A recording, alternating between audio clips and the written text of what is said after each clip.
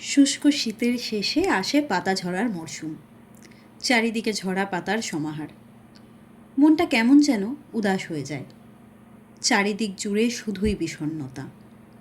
রঙহীন পৃথিবীর দিকে তাকিয়ে থাকি আমরা। আর তারপর একটু একটু করে রঙের দেখা মেলে। ফুল ফোটে গাছে গাছে। হঠাৎ করে চারিদিক ছেয়ে যায় বাহারি ফুলে। মানুষের মনেও সেই রং লাগে।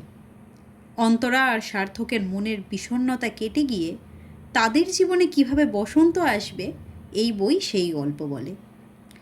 দুটো বিপরীত মেরুর মানুষ কাছাকাছি যখন আসবে, তাদের সংঘাত শেষে কোন ফুল ফুটবে?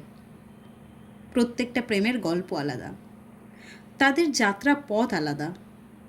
তবু এই বইয়ের চরিত্রগুলো বড্ড মানবিক, দোষ গুণে ভরপুর, ঠিক যেন বাস্তব থেকে তুলে নিয়ে আসা। আর এই বইয়ের সবটা জুড়ে আছে সাহিত্য, দুজন সাহিত্যিকের ঝাল মিষ্টি সম্পর্ক। বইয়ের নাম অর্থাৎ মিষ্টি লঙ্কা যেন তুলে ধরে এই বইয়েরই কাহিনী। যারা এই প্রেমের ঋতুতে পড়তে চান মিষ্টি প্রেমের উপন্যাস, এটা তাদেরই জন্য।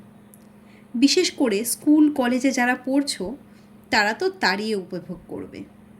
আর যারা প্রেমে থাকতে প্রেমের উপন্যাস পড়তে ভালোবাসেন, তারাও এক্ষুনি পড়ে ফেলতে পারেন।